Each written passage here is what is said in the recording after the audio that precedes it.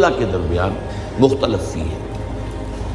معتزلہ ہی کے انداز میں اہل تشیع کا عقیدہ بھی ہے کہ اللہ پر عدل واجب ہے۔ اہل سنت کے نزدیک اللہ پر کوئی شے واجب نہیں، اللہ کا اختیار مطلق ہے، جو چاہے کرے۔ چنانچہ وہ ظالم کو معاف کر سکتا ہے جب چاہے، اور وہ کسی اچھے آدمی کو عذاب دے سکتا ہے جب چاہے۔ یغفر لمن یشاء ویعذب من یشاء واللہ علی کل شیء قدیر۔ یہ سورہ بقرہ کی آخری آیت میں ہے کہ آیات میں سے ہے، لاسٹ بٹ 3 آیت میں۔